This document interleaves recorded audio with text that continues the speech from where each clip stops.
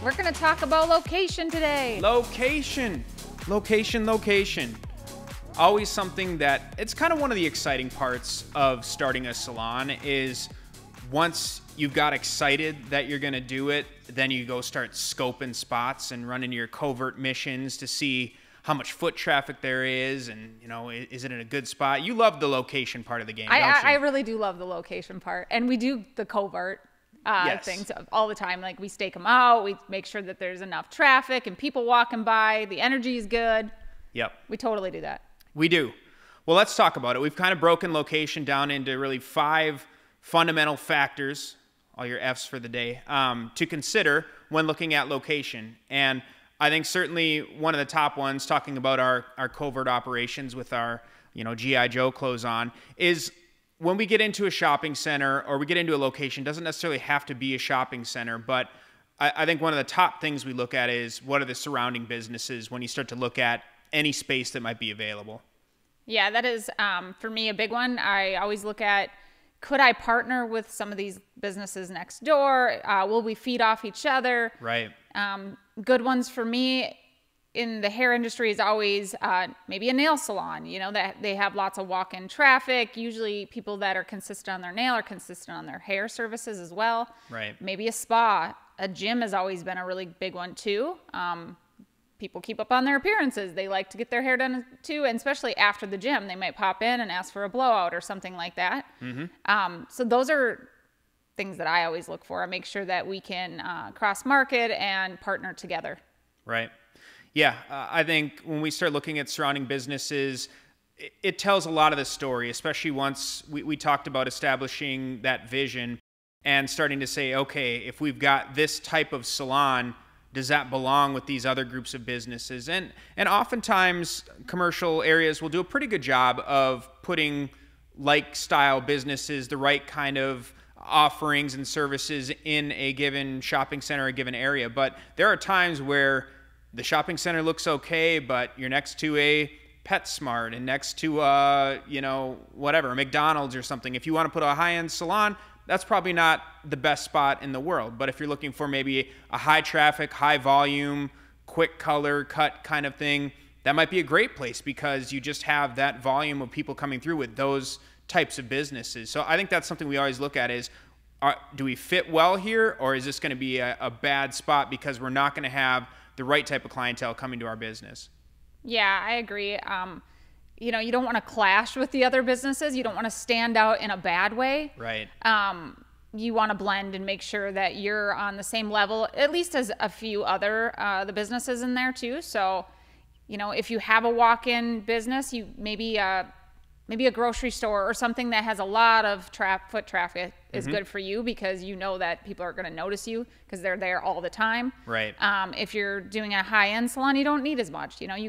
You might, for extensions, I don't need that many clients during the day, and I'm certainly not going to get somebody who walks in and expects me to do their extensions. So I'm not really looking for walk-in business, so I don't need to be by businesses that offer the same thing. Correct.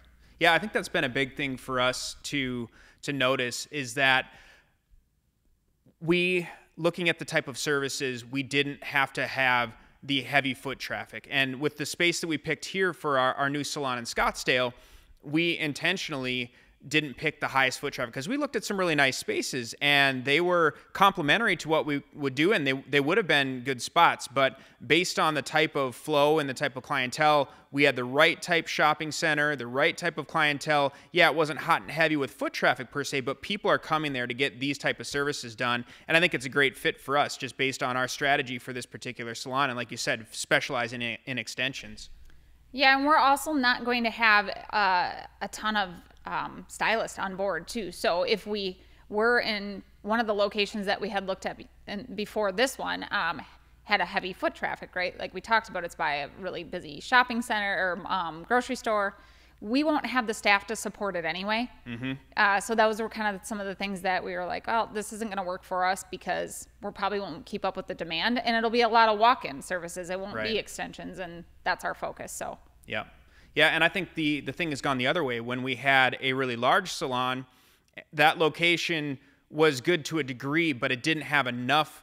There wasn't the ability to get people coming over and over again to do that more high volume kind of salon where you had 20 some stylists. So we've seen the other end of the equation where the foot traffic was never going to support it because there was no opportunity for expansion of other businesses or anything. We were sort of in a one-off strip mall type of area. The other businesses that were there were great, but there was never going to be the ability to continue to grow because we weren't close enough to a Target or some of these other things. They were just a little bit too far away to really allow us to capitalize on that. Yeah, and there was only 2 other businesses to feed off of too. It was a very small shopping center, right? So the start was good because it had a day spa and then it had the gym, but then the day spa transitioned into an eye center. I don't know what you call those, but optometrist type there you of thing. There you go. Thank you.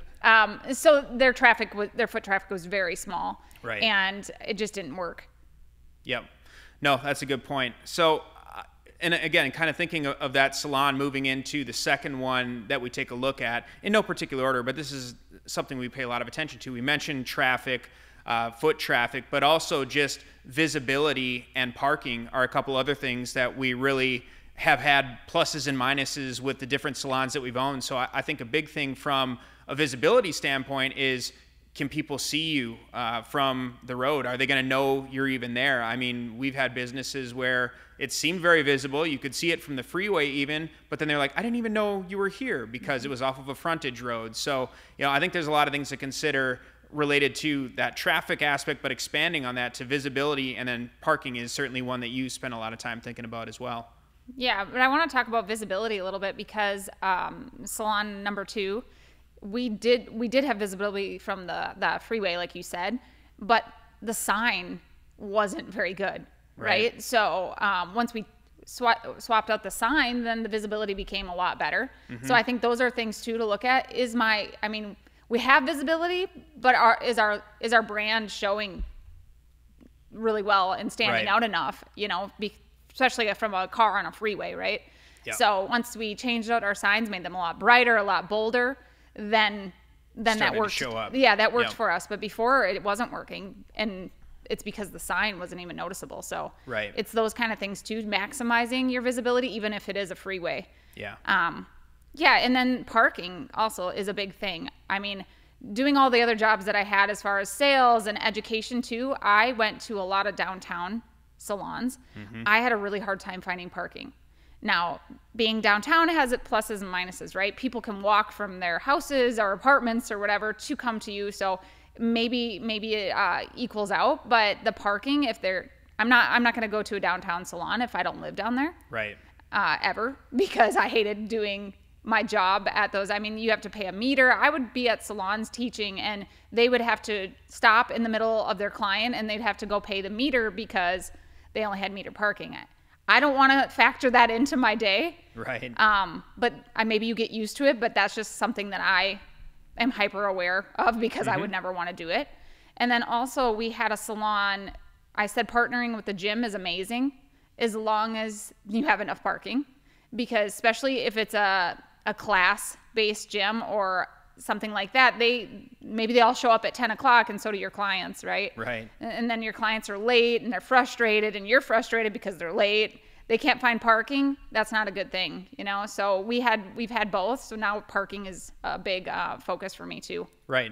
Well, and again, looking at the customer experience overall, that is part of it. If you have to drive around looking for parking, it's a turnoff. Again, unless you're going with the expectation that your business is all about that urbanized experience and they're all coming from condos and apartments, then great. That's part of your business model. You don't really care if you get people from outside of downtown coming down to your salon. You're kind of cashing in on, I guess, what the local group of clientele may look like. So yeah, that's definitely, in fact, we're always asking for more parking for our clients. And that's something you should look at negotiating in your lease is if you don't have at least a few dedicated spots, and maybe you need more than that depending on the size of salon that you have, make sure that you take some time to say, my clients matter and I at least need a representative amount of parking available, because that really does factor into the experience.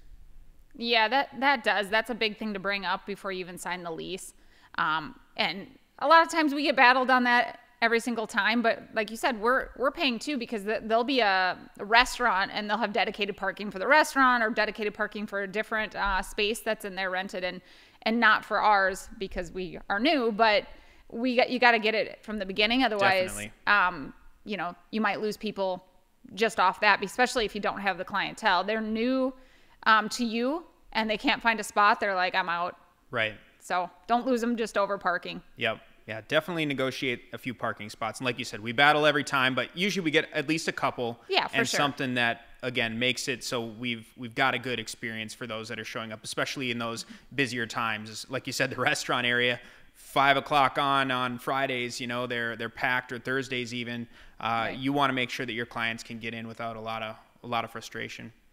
Yeah, for sure. I mean, you want that. You want that business that is going to pack the parking lot in some sense, but then you also want to make sure that you can accommodate your schedule and your clients too.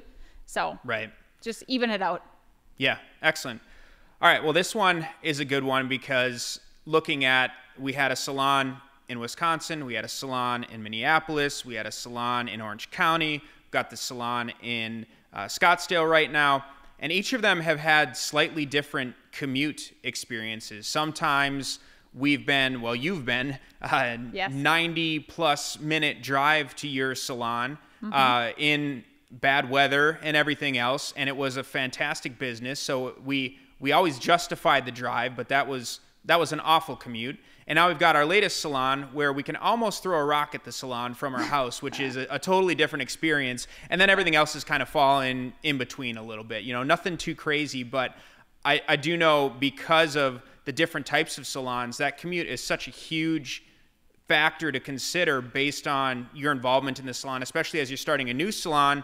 You're going to want to be able to, right. not that you need to spend every waking moment at the salon, but you need to be there to handle business as things start to scale and as things start to transition. So talk a little bit about, one, your commute experience, but also, you know, really where that starts to come into play. Yeah, each salon we've had, the commute has gotten smaller and smaller and smaller every time. Yes. We're learning. We're really good now. Because next one will build a room in the back for it. Totally. And we've thought about that. No, not quite the experience we're looking for, but each one has gotten closer to our house, and for good reason. I mean, because I did the long commutes, and you do get used to it a little bit, but if you want that work-life balance, which we're always talking about, that is not a way to do it. I ate every meal in the car. I only ate breakfast and dinner. When you're a stylist, you don't get much time, but it was always in the car. Right. Because I'm like, well, I have to sit here for a couple hours. I'm going to just, you know, I got to keep myself busy somehow, for one. And then we were in the snow, and it was not pretty. I don't miss that drive at all. Yeah, I can't, honestly, what was it, for almost 2 years, you drove back and forth an hour and a half plus. Right. To begin with, 3 or 4 days a week, and then it was on the weekends for Friday, Saturday, and even some Sundays and stuff like that. I mean, it was crazy. And so, yeah, that's not a sustainable lifestyle for anyone. No. And you're as motivated and ready to drive to get the job done as anybody in the world, but there was no way we were going to be able to sustain that long term.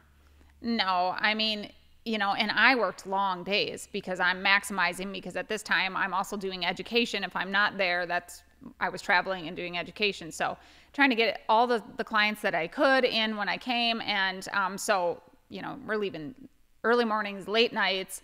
It becomes a battle. And we're also talking about maximizing our day. I mean, that's a lot of wasted time in the car. Right. And time is money. And so I could have been knocking out a few clients instead of driving that far. So now you look back and you're like, maybe it wasn't the smartest thing, but I had already built that business and then moved away. So that one just ended up being what it was. But I don't recommend it.